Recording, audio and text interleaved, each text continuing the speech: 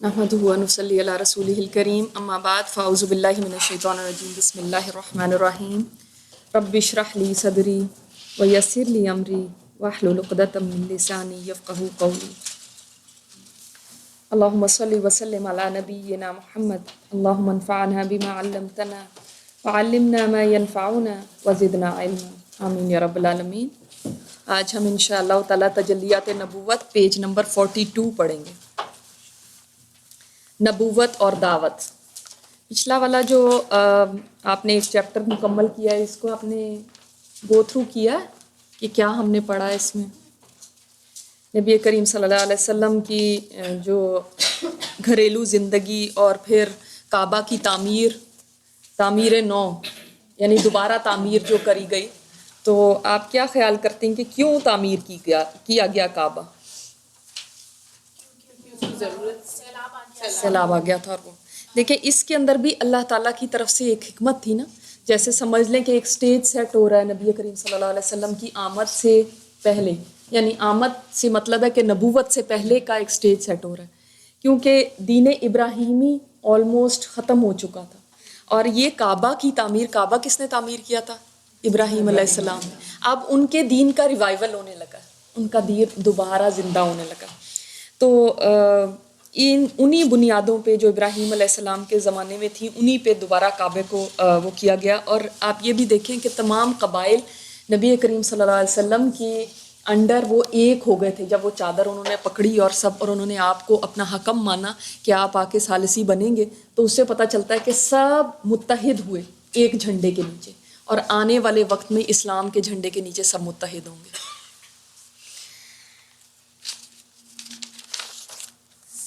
آج ہم یہ پڑھتے ہیں نبوت و دعوت۔ نبوت کے آثار اور سعادت کی جھلکیاں۔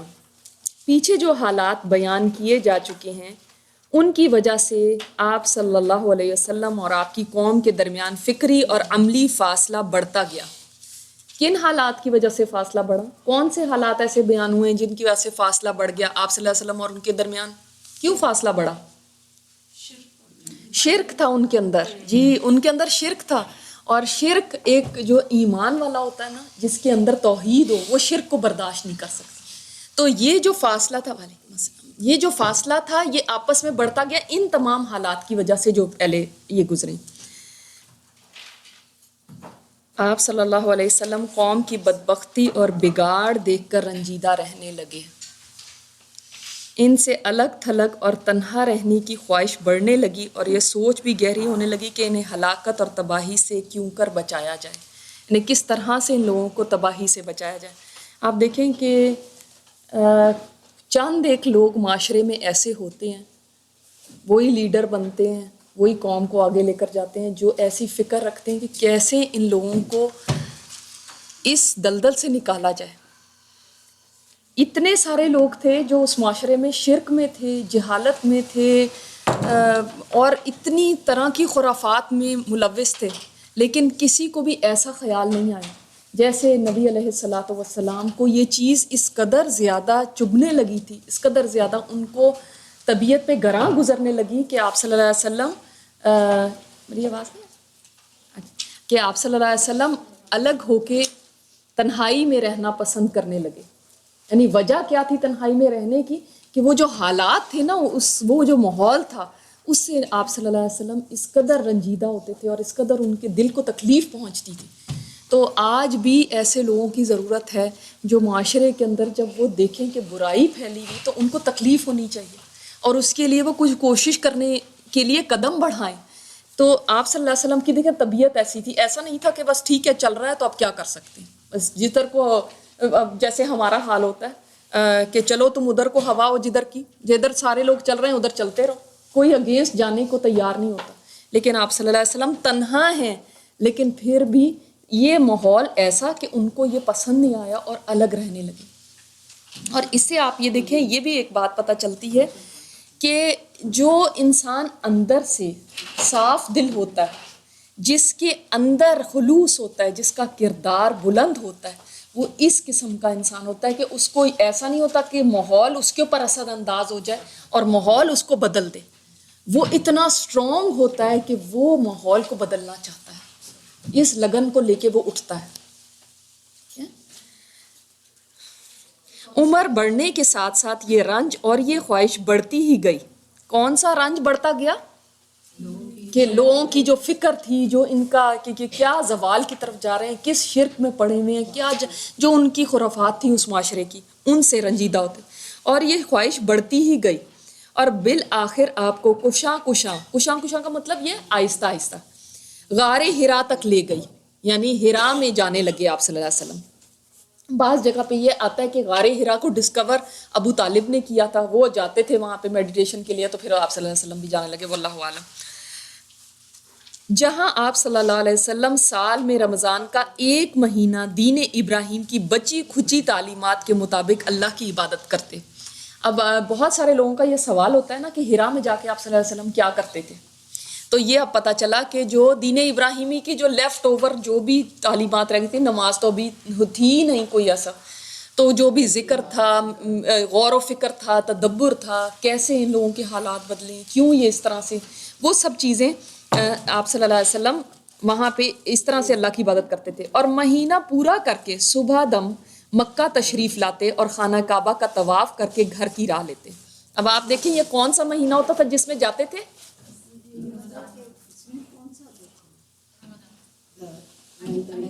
اس میں نبوت و دعوت جو چیپٹر ہے، وہ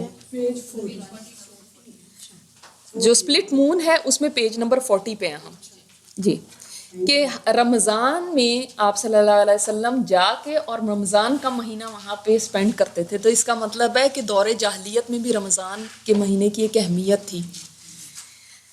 3 سال تک آپ صلی اللہ علیہ وسلم کا یہی عمل رہا، یعنی 3 سال مسلسل آپ صلی اللہ علیہ وسلم ہر رمضان میں وہاں جا کے غار ہرا میں اس طرح سے عبادت کیا کرتے تھے.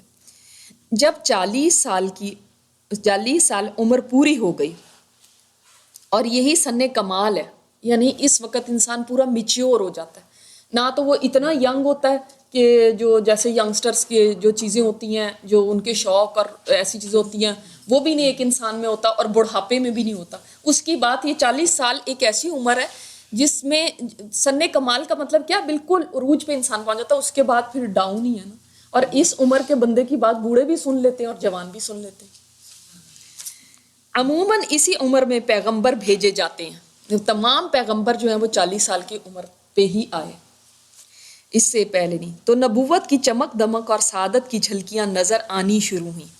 اب کیا وہ جھلکیاں تھیں، کیا کس طرح سے تھا، وہ آگے یہ بیان ہوا ہے. یہ کیا نبوت کی جھلکیاں نظر آنے لگی، یعنی کچھ آثار، کچھ ایسی چیزیں پتہ چلنے شروع ہو گئیں کہ اب ٹائم قریب آ گیا ہے. اور وہ سٹارٹ کیسے ہوا؟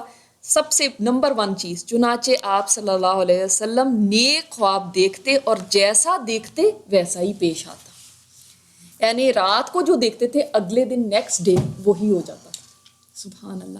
خواب کے بارے میں آپ کو پتہ ہے کہ بہت سارے لوگ خوابوں کا بہت شوق رکھتے ہیں. ان کے بارے میں خواب 3 طرح کے ہوتے ہیں.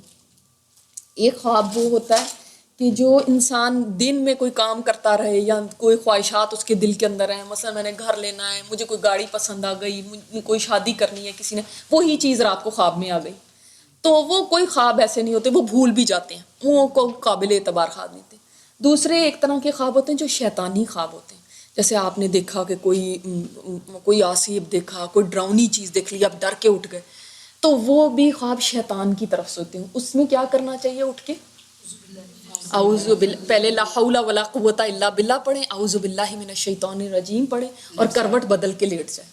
اور اس خواب کا ذکر کسی کو نہیں کرنا کہ جو ایسا خواب ہو. اور تیسرا خواب وہ ہوتا ہے جو اللہ کی طرف سے ہوتا ہے، جو بشارتیں ہوتی ہیں. اور آپ صلی اللہ علیہ وسلم نے فرمایا تھا کہ اب نبوت تو ختم ہو گئی، نبوت اب نہیں، کوئی نبی نہیں ہوگا، لیکن جو سچے خواب ہیں، بشارتیں ہیں، وہ لوگوں کو آئیں گی. نیک لوگوں کو بھی آ سکتی ہیں، دوسرے لوگوں کو بھی آ سکتی ہیں. وہ لوگوں کو آئیں گی اور ان کے بارے میں بھی لوگ اپنے لیے بھی کوئی دیکھ سکتا ہے اور کوئی کسی اور کے بارے میں بھی دیکھ سکتا ہے. وہ بشارتوں والے خواب وہ اللہ کی طرف سے ہوتے ہیں. تو ان ایسے خواب دیکھیں، آپ صلی اللہ علیہ وسلم کے پاس تو کوئی شیطان آ نہیں سکتا تھا. تو آپ صلی اللہ علیہ وسلم کے خواب سمجھ لیں کہ وہی تھی. کیوں؟ اس لیے کہ نبی کریم صلی اللہ علیہ وسلم کی حدیث ہے کہ اب نبوت تو ختم ہو گئی، لیکن ایک حصہ نبوت کا 1/46 1/46واں حصہ یہ ہے نبوت کا وہ حصہ جو اب بچ گیا ہے، جو خواب کی صورت میں، یعنی اللہ تعالیٰ کسی کو کوئی پیغام دینا ہے، کسی کو کوئی بات کرنی تو وہ خواب کی صورت میں آئے گی. ادروائز نبوت کا ڈور کلوز ہو گیا، نبوت نہیں آتا. تو یہ نبوت کا 1/46واں حصہ ہے خواب، سچا خواب جو ہے. تو آپ صلی اللہ علیہ وسلم کو سمجھ لیں ایک نبوت کا پیریڈ وہ جو چھوٹا سا پورشن ہے وہ تو سٹارٹ ہو گیا. تو آپ صلی اللہ علیہ وسلم نیک خواب دیکھتے اور جیسا دیکھتے ویسا ہی پیش آتا. پھر روشنی نظر آنے لگی اور آواز سنائی دینے لگی. ایسا بھی ہوتا تھا ایک دم برائٹ لائٹ نظر آتی تھی، آوازیں کچھ سنائی دیتی تھیں. آپ صلی اللہ علیہ وسلم فرماتے ہیں، اور تیسری یہ چیز دیکھیں، نمبر 1 آپ کر لیں نیک خواب، نمبر 2 روشنی نظر آنے لگی اور آوازیں سنائی دینے لگی، نمبر 3 آپ صلی اللہ علیہ وسلم فرماتے ہیں میں مکہ میں ایک پتھر کو پہچانتا ہوں جو بیست سے پہلے مجھے سلام کیا کرتا تھا. سبحان اللہ کے نبی علیہ الصلوۃ والسلام گزرتے تھے تو سلام کی آواز آتی تھی، تو ارد گرد دیکھتے تھے کہ کوئی بھی نہیں، تو پتھروں سے کئی چٹانیں کئی پتھر آپ کو سلام کرتے تھے، اور ایک پتھر ایسا تھا جس کو آپ صلی اللہ علیہ وسلم نے فرمایا میں آج بھی پہچانتا ہوں اس پتھر کو جو مجھے سلام کیا کرتا تھا. سبحان اللہ. تو یہ آثار شروع ہو رہے ہیں نبوت کے. تو اب آپ کو پتہ ہونا چاہیے کہ نبوت کے آثار کیسے شروع ہوئے. ایک دم سے وہی نہیں آگے. سمجھ لیں جیسے اللہ تعالیٰ پریپیئر کر رہے ہیں نا اپنے نبی کو اس سٹیج تک پہنچانے کے لیے. جب وہی آئے گی اس سے پہلے ایک تیاری ہو رہی ہے. یہ آپ صلی اللہ علیہ وسلم کو معلوم تھا نا، فرما رہے ہیں کہ میں پہچانتا ہوں اس پتھر کو. یہ سلام کر رہے ہیں اسلام سے پہلے. یہ تو ابھی اسلام نہیں آیا، ابھی تو وہی نہیں شروع ہوئی. دیکھیں سلام دعا کا تو رواج، ہاں جی بالکل نبوت سے بھی پہلے کی بات ہے. جی نبوت کا آغاز اور وحی کا نزول اب ہے کہ کیسے وہ دن وہ وقت کیسے آیا اور کیا ہوا. پھر تیسرے سال کے رمضان میں، یہ کون سا تیسرا سال ہے جو 3 کنزیکٹیو ایئرز میں آپ صلی اللہ علیہ وسلم رمضان میں جا رہے ہیں اور حرا میں جا کے عبادت کر رہے ہیں. تو وہ جو 3rd ایئر تھا اس کے رمضان میں جب آپ صلی اللہ علیہ وسلم کی عمر کا 41واں سال چل رہا تھا، یعنی 40 کے ہو چکے تھے، ٹھیک ہے، 41ویں میں لگ چکے تھے. نبی علیہ الصلوۃ والسلام غار حرا کے اندر ذکر الہی اور عبادت میں مشغول تھے کہ یکا یک جبرائیل علیہ السلام نازل ہوئے اور آپ صلی اللہ علیہ وسلم کو وحی اور نبوت سے نوازا. حضرت عائشہ رضی اللہ تعالیٰ عنہ فرماتی ہیں رسول اللہ صلی اللہ علیہ وسلم پر وحی کا آغاز کا مطلب سٹارٹ نیند میں اچھے خواب سے ہوا. یعنی یہ سمجھ آ گئی نا، وحی کا آغاز، حالانکہ یہ وحی نہیں لیکن کیا نیند میں اچھے خواب کو کیا کہا گیا ہے؟ وحی کا آغاز. آپ صلی اللہ علیہ وسلم جو خواب دیکھتے وہ سفیدہ صبح کی طرح نمودار ہوتا. پھر آپ کو تنہائی پسند آنے لگی، چنانچہ آپ غار حرا میں خلوت اختیار فرماتے. خلوت کا مطلب کیا؟ بالکل الگ تھلگ ہو کے رہنا. اور کئی رات گھر آئے بغیر عبادت کرتے اور اس عرصے کے لیے توشہ بھی لے جاتے، ساتھ سامان کھانے پینے کا بھی لے جاتے تھے. پھر حضرت ختیجہ رضی اللہ تعالیٰ عنہا کے پاس واپس آتے اور اسی جیسی مدت کے لیے پھر توشہ لے جاتے، یہاں تک کہ آپ صلی اللہ علیہ وسلم غار حرا ہی میں تھے کہ آپ صلی اللہ علیہ وسلم کے پاس حق آ گیا، یعنی آپ کے پاس فرشتہ آیا. اچھا اب یہ باتیں کون بتا رہا ہے؟ عائشہ رضی اللہ تعالیٰ عنہ. عائشہ رضی اللہ تعالیٰ عنہ کو کیسے پتہ ہے؟ وہ تو اس کو اس وقت تو پیدا بھی نہیں ہوئی تھی. وہ اس سے یہ پتہ چلتا ہے کہ آپ صلی اللہ علیہ وسلم کتنے کلوز تھے اپنی بیویوں سے کہ آپ صلی اللہ علیہ وسلم نے بتائی، یہ ایک بات بتائی ہے تو وہ نریٹ کر رہی ہیں نا. یعنی ایک بات آپ صلی اللہ علیہ وسلم نے ڈیٹیل میں بتائی ہے کہ وہ حضرت عائشہ رضی اللہ تعالیٰ عنہ کو یاد بھی رہی اور انہوں نے بعد میں روایت بھی کی. اور یہ فرشتہ آیا اور کہا پڑھو، اقرا، پڑھ. دیکھیں جو پہلا ورڈ تھا وہ بسم اللہ نہیں تھا، اقرا تھا. اس کے بعد ہے بسم ربک الذی خلق. آپ صلی اللہ علیہ وسلم نے فرمایا میں پڑھنا نہیں جانتا، ما انا بقارئ، میں پڑھنا نہیں جانتا، مجھے پڑھنا نہیں آتا. اچھا اب دیکھیں بعض علماء نے فرمایا کہ کوئی چیز تھی ریشمی کپڑے کے اوپر لکھی ہوئی، اور وہ کیا تھی؟ وہ یہ سورہ علق کی آیات تھی جن کو انہوں نے کہا کہ پڑھیں، ورنہ اگر کوئی چیز ہی نہیں تھی تو پھر کیا پڑھنے کا سوال تھا. اگر وہ انہوں نے پیچھے ریپیٹ کرنے کا ہی کہنا ہوتا تو آپ صلی اللہ علیہ وسلم ریپیٹ کر سکتے تھے، اس میں تو کوئی مسئلہ نہیں، پھر تو کہنے کی بات ہی نہیں کہ میں پڑھا ہوا نہیں ہوں. اس کا مطلب کوئی چیز ہوگی جس کو وہ فرما رہے ہیں پڑھیں، تو وہ کہہ رہے ہیں کہ میں نہیں پڑھ سکتا. آپ فرماتے ہیں اس پر اس نے مجھے پکڑ لیا اور اس زور سے دبوچا کہ مجھے چور کر ڈالا. چور کر ڈالا کا مطلب کیا کہ یعنی جیسے انرجی ڈرین ہو گئی ہو بالکل. آپ دیکھتے ہیں جب بہت زیادہ آپ کے اوپر کوئی ایسا پریشر آتا ہے تو ایسے فیل ہوتا ہے جیسے انرجی بالکل ختم ہو گئی. تو اس طرح سے ان کو دبوچا. کیا آپ وجہ سمجھتے ہیں کیوں دبوچا ہوگا؟ بالکل علم کا. یہ کون سے رسول ہیں؟ رسول نوری کس سے مل رہے ہیں؟ رسول بشری سے. وہ بھی رسول ہیں جو جبرائیل علیہ السلام ہیں، لیکن وہ نوری رسول ہیں، وہ اللہ تعالیٰ سے پیغام بندے تک لے کر ہیں. اور ایک رسول بشری ہیں، بشر ہیں، وہ بندوں تک اللہ کا پیغام دیں. دیکھیں نا، حالانکہ نوری ہوتے وہ تو ایک بحث بہت لمبی چل پڑے گی، انشاءاللہ تعالیٰ اس کے اوپر بھی کبھی بات کریں گے. تو اتنی زور سے دبوچا کہ آپ صلی اللہ علیہ وسلم بالکل ڈرین ہو گئی انرجی. بعض کہتے ہیں کہ آپ صلی اللہ علیہ وسلم کے اوپر اس کے بعد بھی جو ایک فزیکل وحی کا جو برڈن ہوتا تھا نا، اس کو سہنے کے لیے تیار کرنا تھا، کیونکہ وحی جو ہے وہ ایزی چیز نہیں تھی آپ صلی اللہ علیہ وسلم کے لیے لینا. وحی کی ڈفرینٹ ٹائپس تھی، کس طرح، اس کے اوپر بھی ہم انشاءاللہ بات کریں گے کہ وحی کی کس طرح وحی آتی تھی.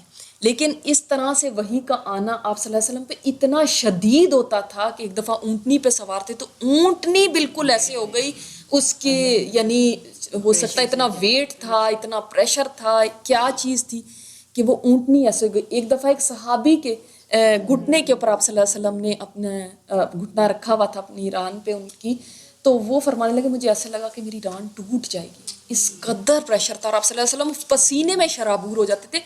ایزی نہیں ہے اس کو لینا.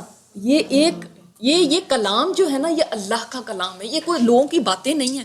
اب دیکھیں ہم اور کتنی کتابیں پڑھتے ہیں، ہم کچھ بھی ایسا فیل نہیں ہوتا، لیکن یہ کلام اللہ کی طرف سے آنا اور دل پہ اترنا اور اس کو لینا، اتنا زیادہ اس کا پریشر تھا. تو اس کے لیے بھی آپ صلی اللہ علیہ وسلم کو تیار کیا جا رہا ہے. جی.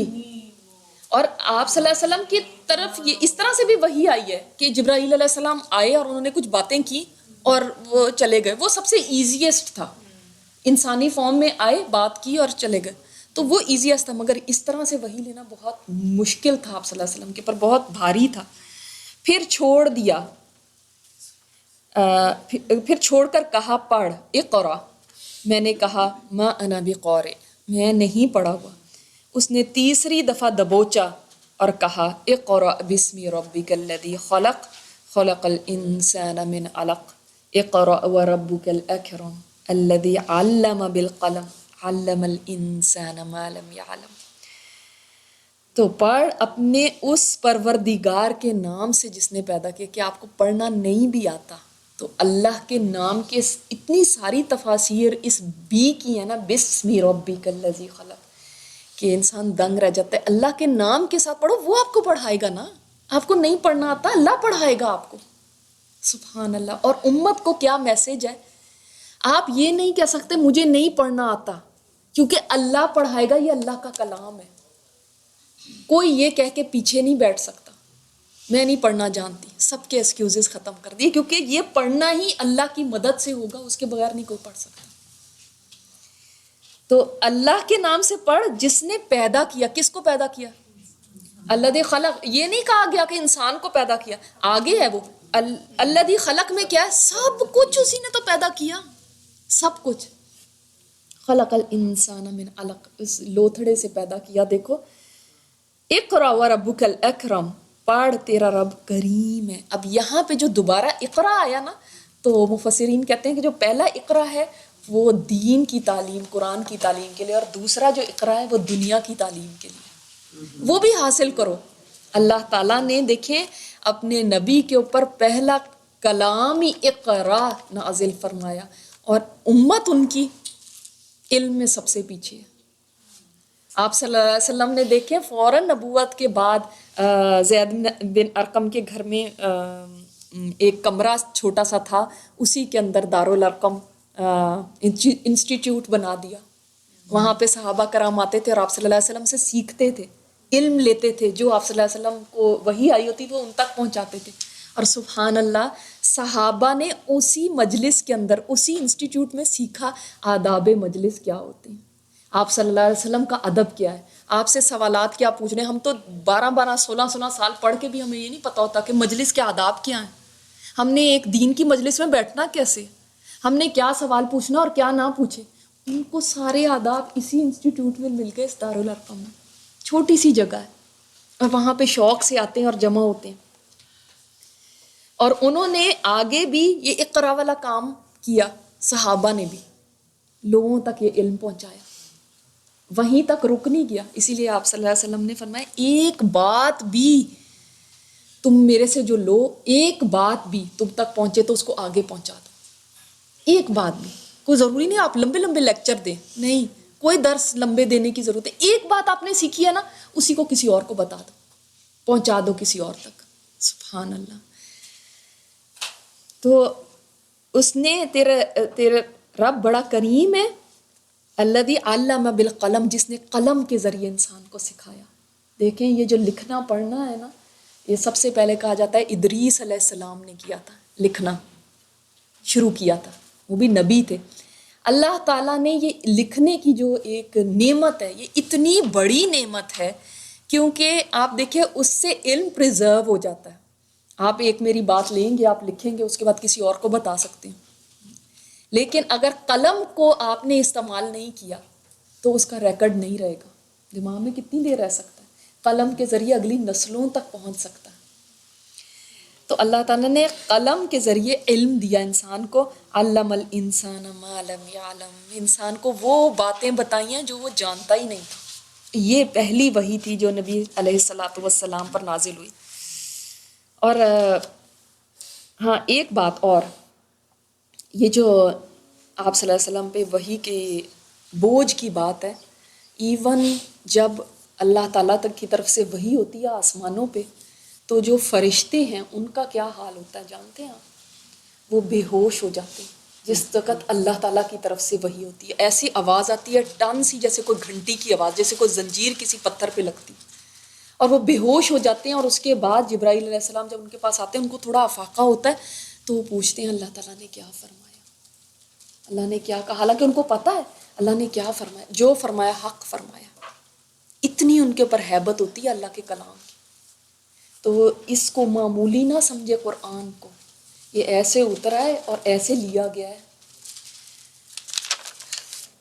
ان آیات کو لے کر رسول اللہ صلی اللہ علیہ وسلم واپس ہوئے، آپ کا دل کانپ رہا تھا. اب یہ اس وقت جبرائیل امین آئے، وہ واپس چلے گئے، آپ صلی اللہ علیہ وسلم اسی وقت اٹھے گھر کی راہ لی. اور حالت یہ تھی کہ کپ کپی تاری تھی سارے جسم.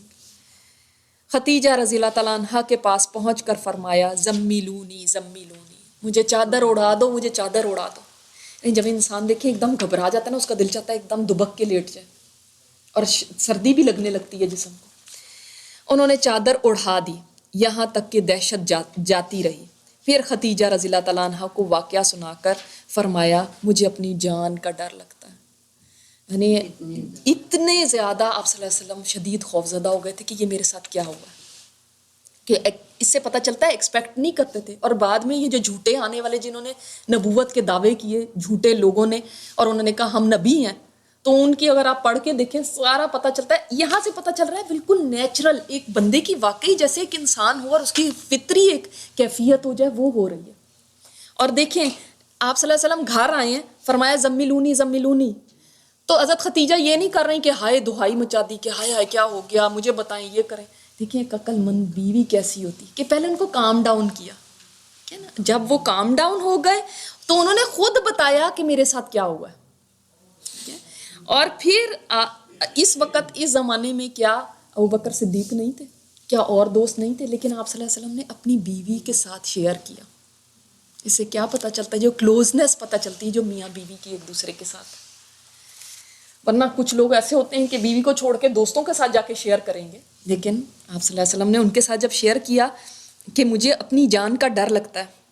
اور یہ بھی بعض علماء کہتے ہیں کہ اس کا یہ بھی مطلب ہے کہ مجھے ایسا لگتا ہے کہ میں یہ بھار برداشت نہیں کر سکوں گا، جیسے انہوں نے دبوچا ہے اس طرح تو میں تو ختم ہو جاؤں گا. انہوں نے کہا، یہ اب حضرت خدیجہ کے الفاظ ہیں بخاری میں، کلا ہرگز نہیں، واللہ اللہ کی قسم، ما یخزیک اللہ ابدا، اللہ تعالیٰ آپ کو کبھی ضائع نہیں کریں گے، کبھی آپ کو رسوا نہیں کریں. خیز کیا ہوتی ہے؟ رسوائی ہوتی ہے نا. اللہ تعالیٰ آپ کو کبھی رسوا نہیں کریں گے. کیوں؟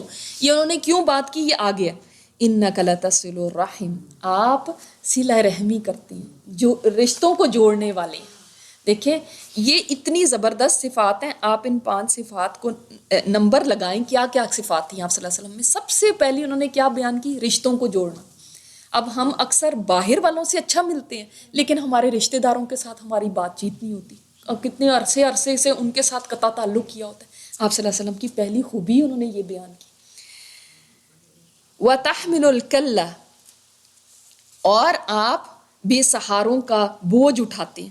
وَتَكْسِبُ الْمَعْدُومَ، اور جو خالی ہاتھ ہوتے ہیں ان کا، جو بے سہارا ہوتے ہیں ان کے لیے بندوبست کرتے ہیں، ان کا بوجھ اٹھاتے ہیں، ان کے بندوبست کرتے ہیں. یعنی جو بھی انسان مقروض ہے یا جو فقر و فاقے والا ہے، اس کے لیے آپ صلی اللہ علیہ وسلم ایسے کام کرتے تھے، دوسرے کا ایسے بوجھ اٹھاتے تھے جیسے میرا اپنا کام ہے. ہم کسی کے لیے کام کریں بھی تو کیسے کرتے ہیں کہ میرا احسان ہے اس کے اوپر، کل کو یہ بھی میرے لیے کرے. آپ صلی اللہ علیہ وسلم ایسے نہیں تھے. جی آپ صلی اللہ علیہ وسلم کیسے کرتے تھے؟ جیسے یہ میرا اپنا کام ہے. ہم کتنی دفعہ دوسرے کی ہیلپ اس طرح کرتے ہیں کہ میرا یہ کام ہے، یہ اس کا نہیں ہے. سوشل ورک جو لوگ کرتے ہیں نا، یہ دیکھیں یہ ہے سوشل ورک. یہ ہے 5 پوائنٹ سوشل ورک ہے. اور کسی کو دیکھنا ہو، کسی کے پرسنالٹی کو جانچنا ہو، ان کے اوپر جانچیں. یہ وہ خصوصیات بتا رہی ہیں کون؟ خدیجہ رضی اللہ تعالیٰ. اس میں بھی بات ایک ہے، ابھی اس کو بھی کرتے ہیں. وَتَقْرِي الضَّيْفَ، اور کیا کرتے ہیں؟ ضعیف جو مہمان ہے اس کی میزبانی کرتے ہیں. یعنی مہمان نوازی آپ کے اندر بہت زیادہ ہے. یہ تو میں کہتی ہوں کہ آپ صلی اللہ علیہ وسلم کی پشتوں سے یعنی چلی آ رہی مہمان نوازی کی صفت. اچھا،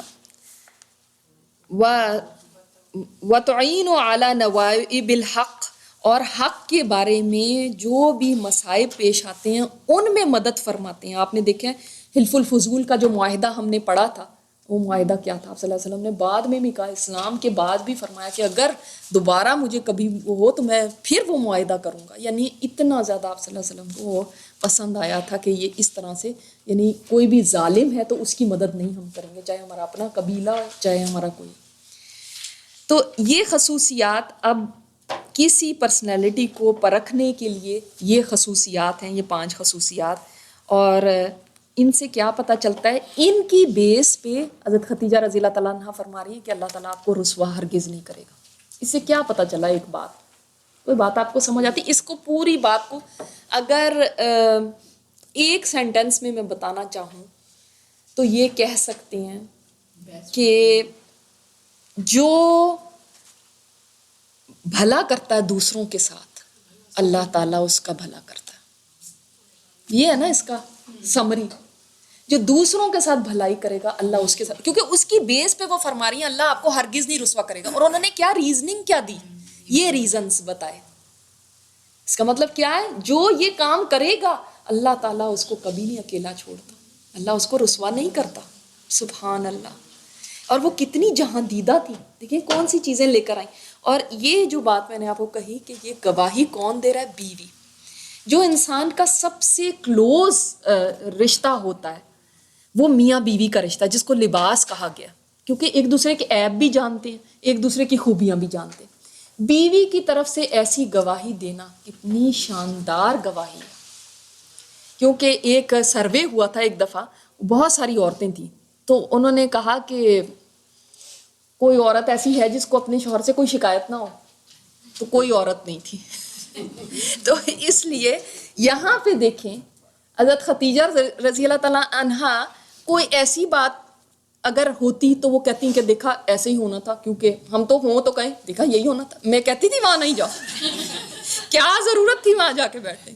بس پہلے یہ چیزیں ہونی تھی، پھر اس کے بعد ذرا ہوش آتا تو کوئی بات کرتا. لیکن وہ کتنی تحمل مزاج تھی، کتنی حکمت والی تھی کہ کوئی تانے نہیں ہے، کوئی ایسی بات نہیں ہے. اور کتنی بہترین بات کی جس سے آپ صلی اللہ علیہ وسلم کو تسلی ہو گئی.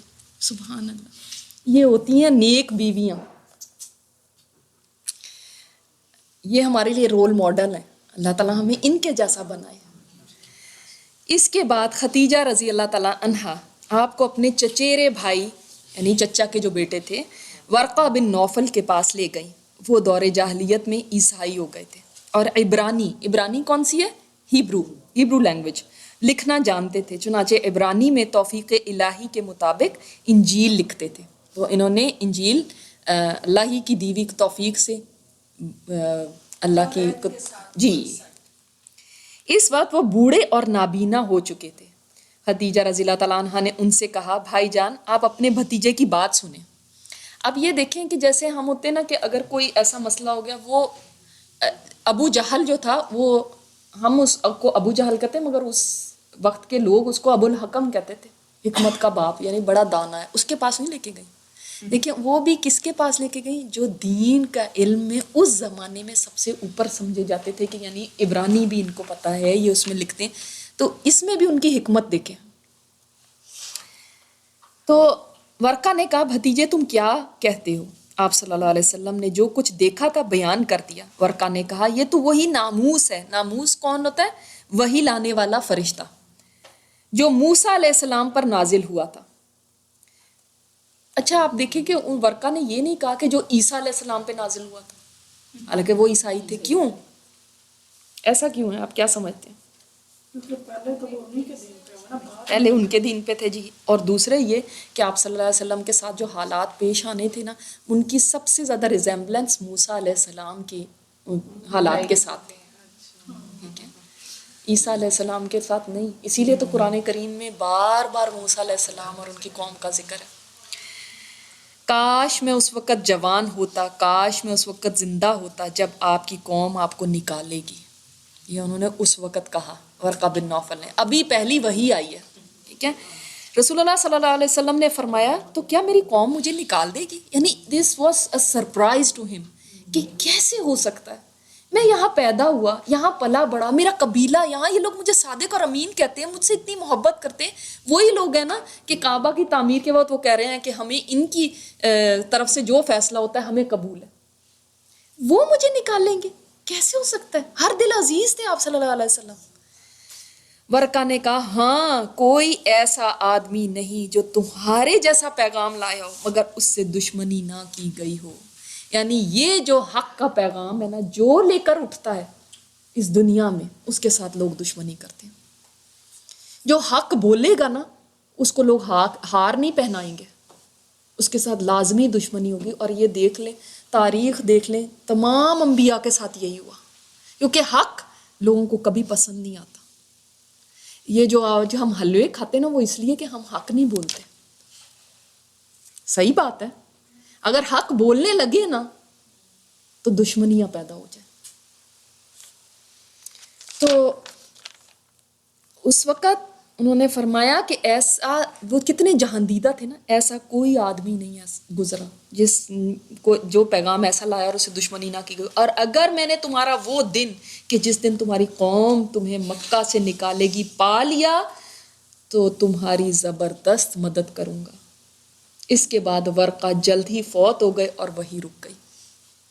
اب یہ ایک نمبر 1 بات اس میں کیا ہے کہ ورقہ بن نوفل نے اس وقت آپ صلی اللہ علیہ وسلم کی رسالت نبوت کو پہچان لیا تھا۔ اس وقت وہ جان گئے تھے کہ یہ سچے نبی ہیں، اور ایک طرح سے ان کے اوپر ایمان بھی لے آئے، ٹھیک ہے، کیونکہ انہوں نے کہا کہ آپ کی میں مدد کروں گا۔ دوسری بات کیا ہے، اس کے بعد وہ جلد ہی فوت ہو گئے، اور ان کے بعض رشتہ داروں نے نبی علیہ الصلوۃ والسلام سے بعد میں پوچھا تھا کہ ورقہ کا کیا حال ہے، تو آپ صلی اللہ علیہ وسلم نے فرمایا میں نے ان کو دیکھا ہے سفید لباس میں اور جنت کے باغوں میں۔ یعنی وہ سمجھ لیں، لیکن ان کا نام پہلے مسلمان میں کیوں نہیں آتا کہ سب سے پہلے مسلمان وہ تھے؟ یہ میں آپ سے بعد میں پوچھوں گی جی۔ ابھی آپ صلی اللہ علیہ وسلم کو حکم نہیں ہوا تھا کہ انذار کریں، تو وہی رک گئی۔ اب دیکھیں وہ جو پہلا واقعہ ہوا تھا اس کے بعد ابھی کوئی وحی نہیں آئی۔ آغاز نبوت اور نزول وحی کی تاریخ، اب کیا کون سی یہ ڈیٹس بنتی ہیں، تھوڑا سا اس بارے میں یہاں پہ بتایا گیا۔ یہ نبی علیہ الصلوۃ والسلام پر پہلی بار وحی اترنے اور آپ صلی اللہ علیہ وسلم کی نبوت شروع ہونے کا واقعہ ہے۔ سب کو صلی اللہ علیہ وسلم کہنا یاد ہے نا، سب کے ہونٹ ہلنے چاہیے۔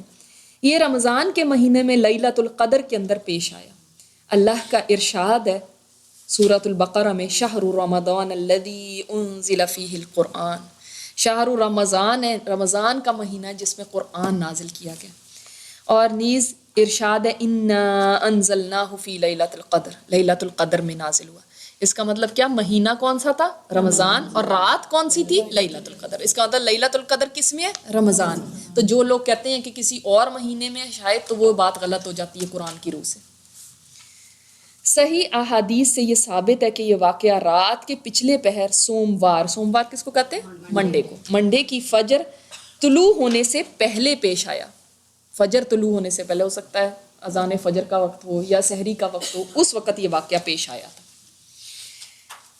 چونکہ لیلۃ القدر رمضان کی آخری 10 راتوں میں سے کسی طاق رات میں ہوا کرتی ہے، اور اس سال سوموار 21 رمضان کو پڑا تھا۔ اب آج تو یہ کیلکولیشن کر سکتے ہیں نا، تو انہوں نے کیلکولیٹ کر کے دیکھا کہ اس سال میں جو منڈے آتا ہے طاق راتوں میں، تو وہ 21 رمضان تھا۔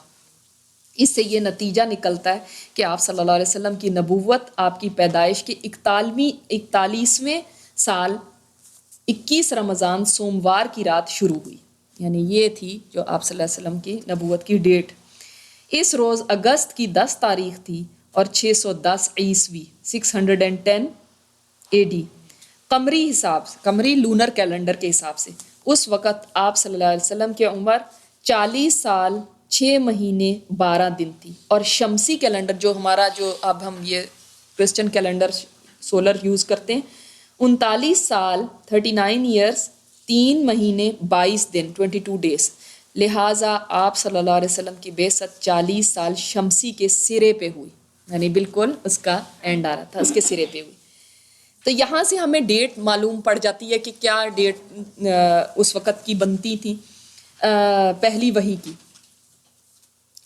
اور اس کے بعد کچھ عرصے تک وحی نہیں آئی، اس کی بھی آگے بات ہوگی۔ اچھا، اب یہ بتائیں، یہ جو واقعہ ہوا غار حرا میں، اگر آج کوئی کہے کہ آپ صلی اللہ علیہ وسلم کی سننا ہے کہ حرا میں آپ صلی اللہ علیہ وسلم گئے اور وہاں پہ عبادت کری، میڈیٹیشن اور یہ اور نمازیں اور ذکر، تو آج بھی کیونکہ کچھ لوگ کہتے ہیں کہ ہاں پھر اس طرح سے ہمیں بھی الگ ہو کے اور اس طرح سے عبادت کرنی چاہیے کیونکہ آپ صلی اللہ علیہ وسلم نے کی تھی، آپ اس کا کیا جواب دیں گے؟ اسلام کے پہلے نبوت کے پہلے۔ ہاں، یہ سنت نہیں بن سکتی، اس لیے کہ سنت کب سے بنتی ہے؟ نبوت کے بعد سے۔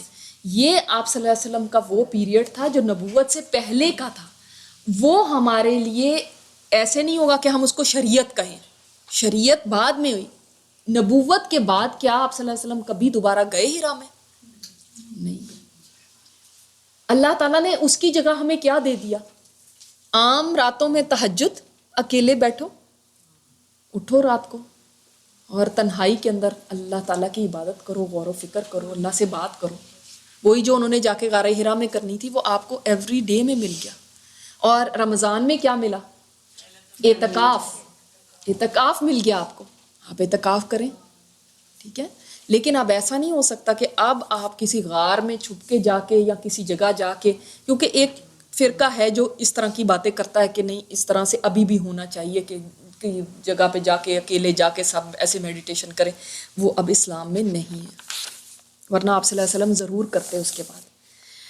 وحی کی بندش اور دوبارہ نزول، اب اس کو کہتے ہیں فترۃ الوحی، یعنی وحی بند ہو گئی تھی، فات اور آ سے۔ جیسا کہ بتایا گیا غار حرا میں پہلی وحی اتر کر بند ہو گئی تھی، یہ بندش کئی روز تک قائم رہی۔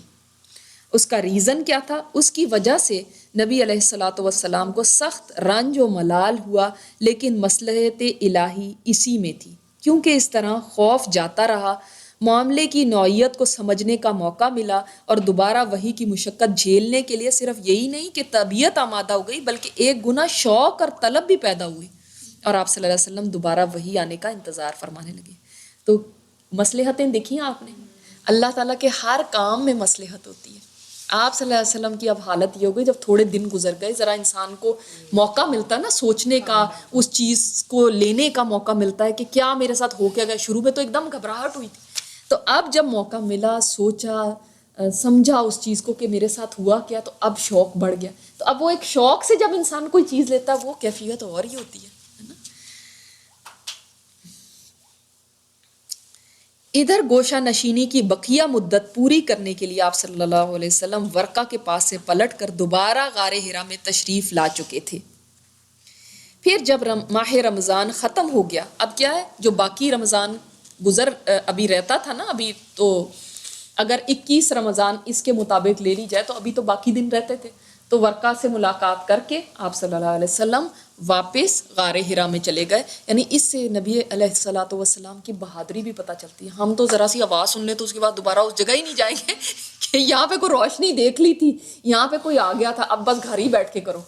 نہیں، آپ صلی اللہ علیہ وسلم کتنے بہادر تھے کہ پھر دوبارہ وہیں گئے، اور وہاں آپ صلی اللہ علیہ وسلم نے پھر رمضان مکمل وہاں پہ کیا، اور آپ کی مدت اعتکاف پوری ہو گئی. تو حسب عادت پہلی شوال کی صبح ہیرا سے اتر کر مکہ روانہ ہوئے. اچھا، اب یہ کتنی دور تھا؟ غار حرا کے بارے میں بھی تو آتا ہے نا کہ غار حرا اب جبل نور کے جو وہ پہاڑ ہے اس کا نام اب جبل نور ہے. اب رکھا گیا، پہلے نہیں تھا. اب کیونکہ یہ پہاڑ تھا نا جس پہ یہ نور اترا قرآن کا. تو یہ مکہ سے تقریباً 2 میل کے فاصلے پر ہے. اس کی بلند چوٹی دور سے نظر آتی ہے. اس چوٹی کے بائیں طرف کچھ نیچے اترنے کے بعد غار واقع ہے. غار کی لمبائی 4 میٹر سے کم ہے اور چوڑائی 1.5 میٹر سے کچھ زیادہ ہے. یہ نیچے لکھا ہوا ہے حاشیے میں. تو یہ بھی کہا جاتا ہے کہ اس غار میں جب آپ بیٹھ جائیں تو آپ خود سے ہی آپ کا منہ جو ہوتا ہے نا وہ ڈائریکٹ سامنے کعبہ کی طرف، آپ کو وہاں سے کعبہ نظر آتا ہے. تو اس وقت بھی ایسے تھا. اب تو بہت ساری بلڈنگز وغیرہ یہ بن گئی ہیں، لیکن اس زمانے میں ایسے تھا. بلکہ کچھ عرصہ پہلے تک بھی جو لوگ جاتے تھے وہ یہی بتاتے تھے، لیکن اب ڈفرینٹ حالات ہو گئے. نبی علیہ الصلوۃ والسلام کا ارشاد ہے کہ میں پہاڑ سے اتر کر میدان میں پہنچا تو مجھے پکارا گیا. میں نے دائیں دیکھا تو وہاں کچھ دکھائی نہ دیا، بائیں دیکھا تو وہاں بھی کچھ دکھائی نہ دیا، پھر آگے دیکھا تو وہاں بھی کچھ نظر نہ آیا، پھر پیچھے دیکھا تو وہاں بھی کچھ نظر نہ آیا. بس ایک آواز تھی، کسی نے پکارا تھا.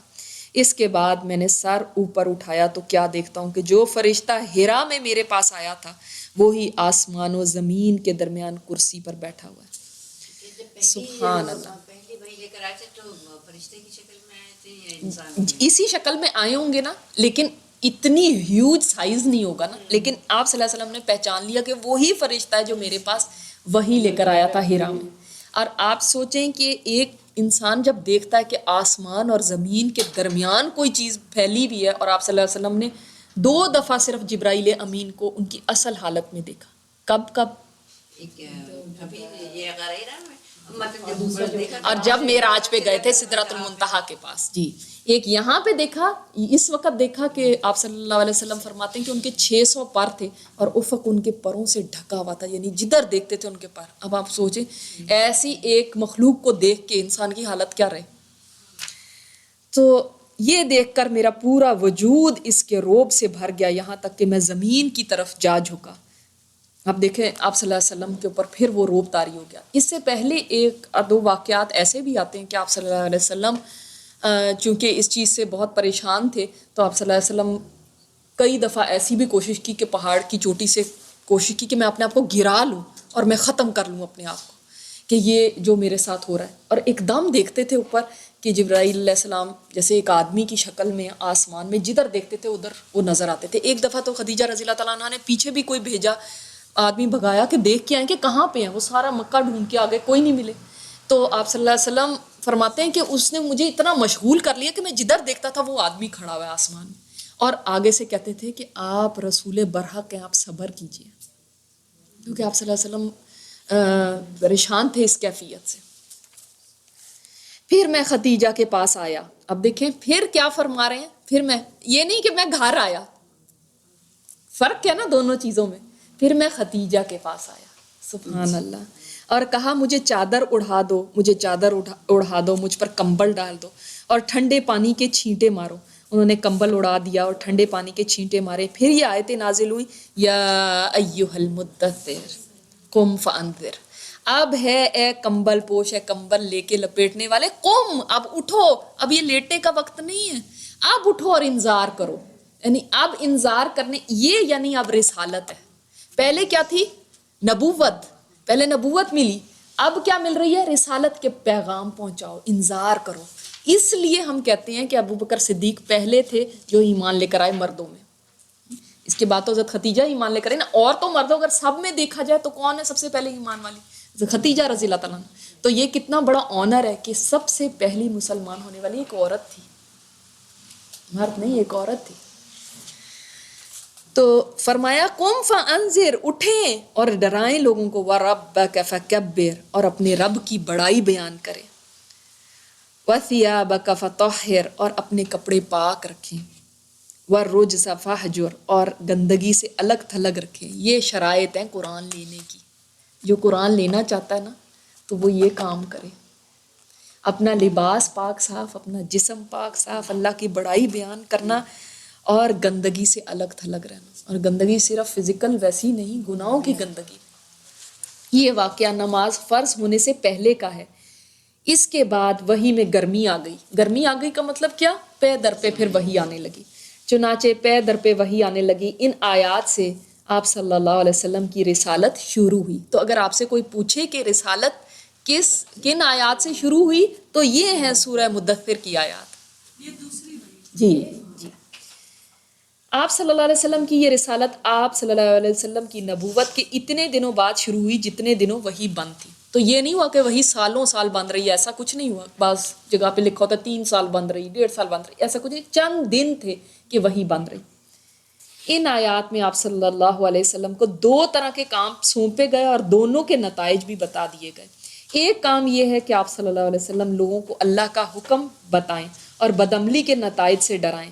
آپ صلی اللہ علیہ وسلم کو یہ حکم قم فانذر, اٹھ اور ڈرا کے ذریعے دیا گیا. یعنی کیا ہے کہ لوگوں کو وارن کریں. انذار کیا ہوتا ہے؟ وارننگ.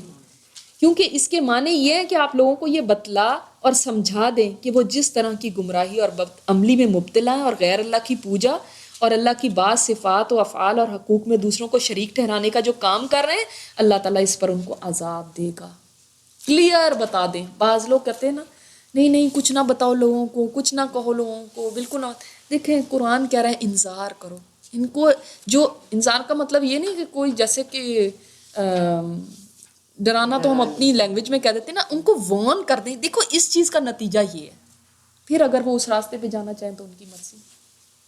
دوسرا کام یہ ہے کہ آپ خود اپنے اوپر اللہ کے احکام کو لاگو کریں تاکہ آپ کو اللہ کی خوشنودی بھی حاصل ہو اور آپ دوسروں کے لیے نمونہ بھی ٹھہریں.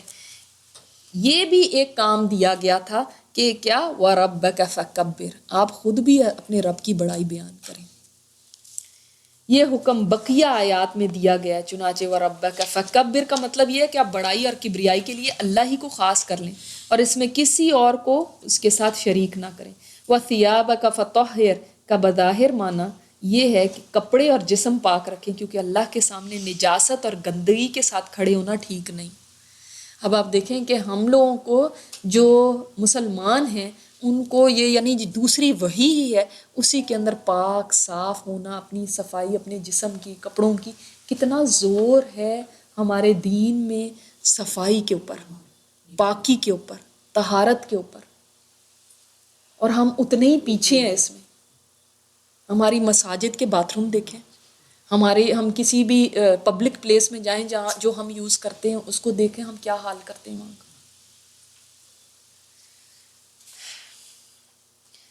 تو مگر محققین کے نزدیک اس کا یہ معنی ہے کہ اپنی روح کو پاک اور منزہ رکھیں, یعنی اپنی روح کو پاک رکھیں کہ اس سے شرک سے, کفر سے, خرافات سے. والرجز فہجر کا معنی یہ ہے کہ اللہ کی ناراضگی اور عذاب کے اسباب سے اور قوم کی بدعمالیوں, گندگیوں اور آلودگیوں سے الگ ہو جائیں. یعنی قوم اگر بت پرست ہے تو آپ ان چیزوں سے بالکل الگ رہیں گے. وَلَا تَمْنُن تَسْتَكْثِرْ, زیادہ چاہنے کے لیے احسان نہ کر.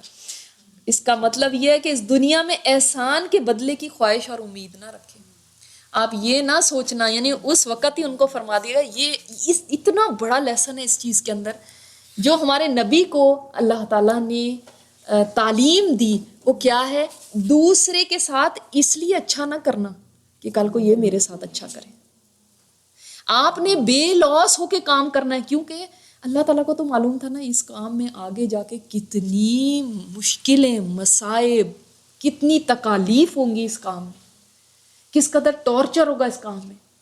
تو اگر انسان یہ سوچے میں تو آپ سے اچھی طرح بات کر رہی ہوں، آپ کو بھی میرے ساتھ اچھی طرح بات کرنی چاہیے. دیکھیں فیئرٹی تو یہی ہے نا. تو اس چیز کو ایکسپیکٹ نہ کرنا، ورنہ تو انسان یہ کام ہی نہیں کر سکتا. ہوتا یہی ہے. لیکن آپ صلی اللہ علیہ وسلم کے ساتھ ہوا نا. آپ صلی اللہ علیہ وسلم نے اخلاق کے ساتھ بات کی، آگے سے جواب کس میں ملا؟ تانوں کی صورت میں، برائی کی صورت میں، الزام تراشی کی صورت میں. لیکن پہلا لیسن ہی یہ دے دیا گیا تھا، یہ سوچ کے اس راستے پہ نہ آنا. آپ صلی اللہ علیہ وسلم کے بعد بھی جس نے اس راستے پہ چلنا ہے وہ یہ سوچ کے نہ آئے کہ میں ان کے ساتھ بھلا کروں گی تو مجھے بھلا ہی ملے گا. نہیں، اس سے اوپر اٹھ جائیں تب یہ کام کر سکتے. کبھی آپ دوسروں کے لیے بھلا کریں گے لیکن آپ کو باتیں سننی پڑیں گی، آپ کو الزام لگائے جائیں گے، آپ کے پیٹھ پیچھے باتیں کی جائیں گی، سازشیں کی جائیں گی، برا بھلا کہا جائے گا. تو جو یہ نہیں سہ سکتا وہ اس راستے میں نہیں چل سکتا پھر. بلکہ یہ سمجھ لیں کہ یہ مشکلات اور آزمائشوں کا راستہ ہے، لہٰذا اپنی قوم کا دین چھوڑنے اور ایک اللہ کی طرف بلانے پر تکالیف اور دشواریاں سہنے کے لیے تیار رہیں. ابھی سے تیار کر دیا، تیار ہو جاؤ. اب کے بعد تکلیفیں ہی تکلیفیں. وَلِرَبِّكَ فَاصْبِرْ، صبر کرنا ہے تو کس کے لیے؟ اپنے رب کے لیے صبر کرو. سبحان اللہ. صبر بھی اس لیے نہیں کہ آپ مجھے صبر والا کہیں، کتنی صبر والی ہے، میری تعریفیں ہوں کتنی بہادر ہے. صبر اس لیے کہ مجھے میرے رب سے اجر چاہیے. سبحانک اللہم و بحمدک نشہد ان لا الہ الا انت نستغفرک و نتوب الیک. آج یہاں تک ہی کرتے ہیں.